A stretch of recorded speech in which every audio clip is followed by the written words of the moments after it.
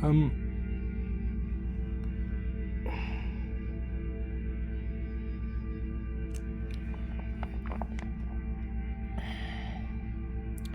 I was having a conversation and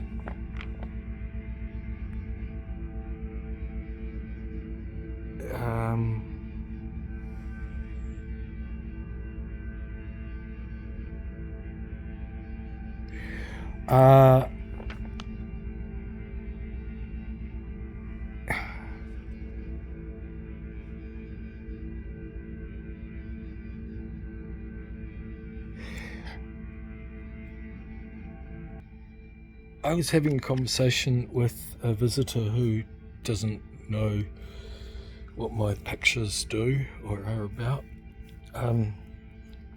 She's an artist, and pictures are about selling pictures to middle class people, aren't they? Isn't that what pictures are about? Well,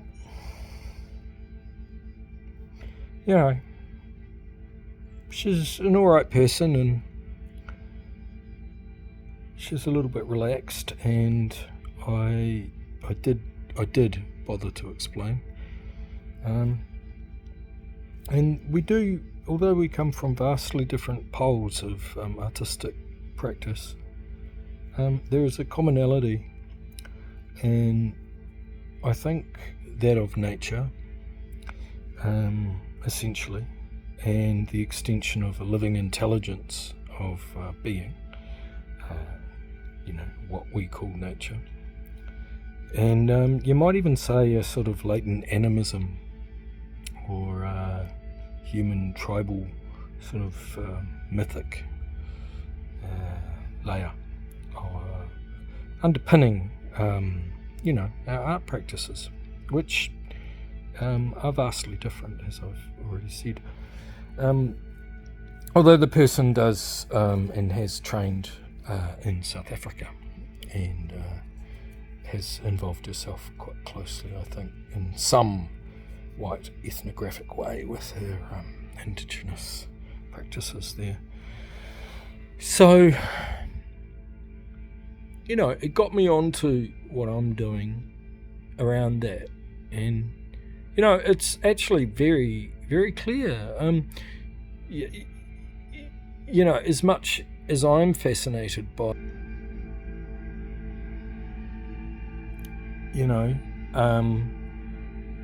the spectacle of modernity's hybridized human, what interests me about art, and always has, is the magic of the human unconscious, and perhaps the doorway to a magical world of what we actually are. And specifically, I suppose, integration and unification of the left and right hemispheres, which, any holistic practice to do with self-knowing actually incorporates. And what I mean by that is, like a body practice or a meditation practice. What I started to talk about my visitor with was the difference between an overt performance and a ritualized performance, a mythic performance. And I used the example of mask ceremony in shamanic cultures, where dignitaries of the tribe would don masks to represent deities or spirits or ancestors. And I can't be specific on the occasion or protocol of that, but that's well. And I actually was in New York on my James Wallace Paramount Award-winning ISCP junket in 2008. The best thing, I saw a lot of things in New York, art-wise, you can imagine, over the 6-month period.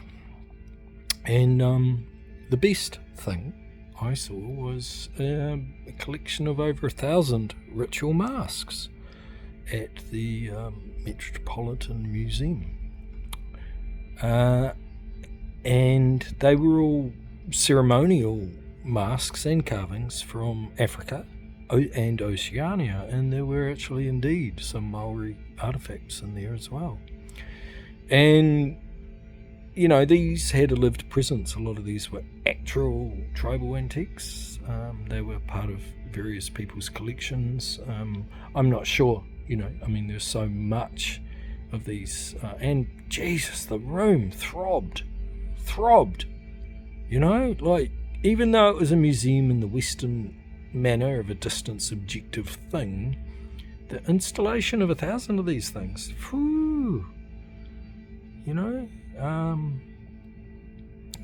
lot of mojo going on in that place for me anyway. And I was also very depressed and lonely and whatnot, trying to get anyone to look at my work over there. But that was a great moment for me to touch with what really mattered. And I'm really proud of the work that I've been doing over the last several years. These large multi I don't know if you call them panels, but the fusion of this archaic mind, this magical divination, this ceremonial sort of extreme. And I was trying to tell my friend who was just visiting here, that there's a difference between, I think I used the Western example of Iggy Pop, actually, gyrating on stage, doing something kind of macho and sexual out loud, and this kind of strut of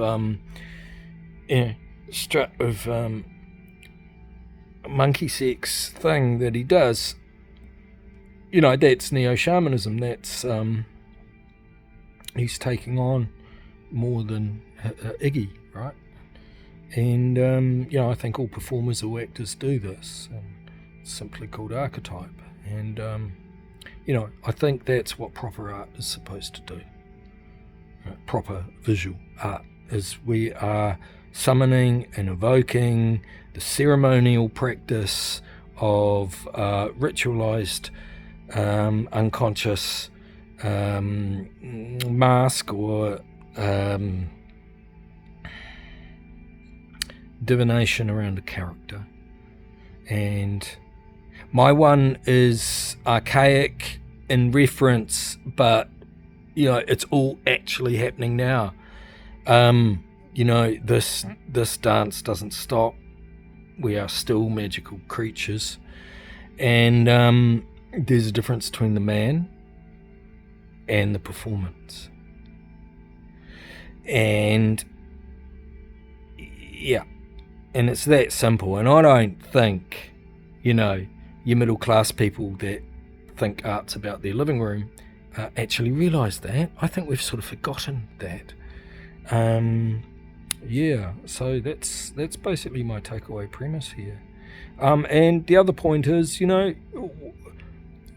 if it is a mask, whose mask is it that I'm donning, that I'm alter egoing in a sort of self-styled puppet show projection of psyche? Well, I could go into that, but I think very simply, going back to me and my friends' commonality of practice, it's the deep, heartfelt empathy for disappearing peoples, and probably a memory for our own disappeared peoples. Do you understand what I mean? Like when we say disappeared peoples, we're talking about tribal people in forests. We're talking about traditional cultures in mountains. We're talking about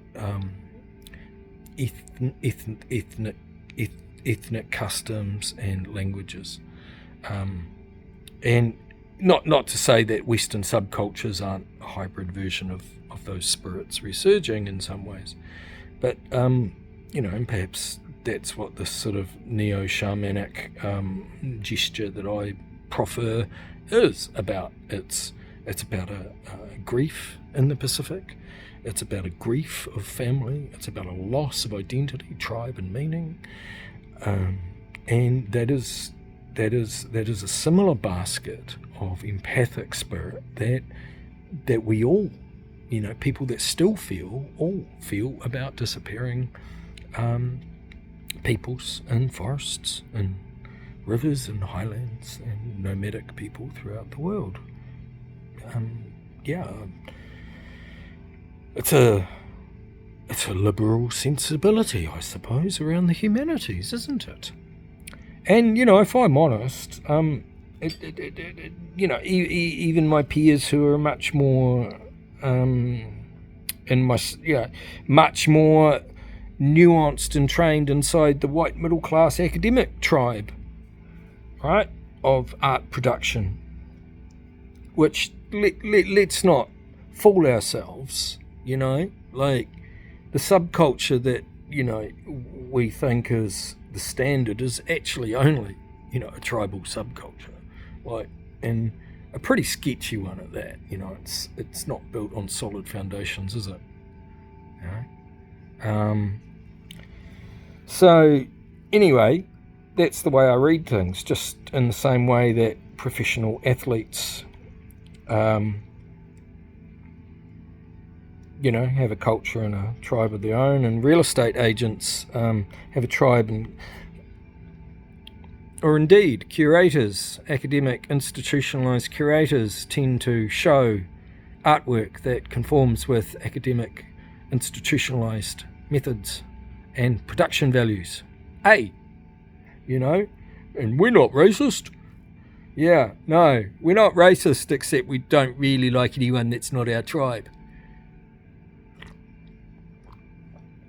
So, anyway, that's my riff, which has been going on for 12 and a half minutes. God bless.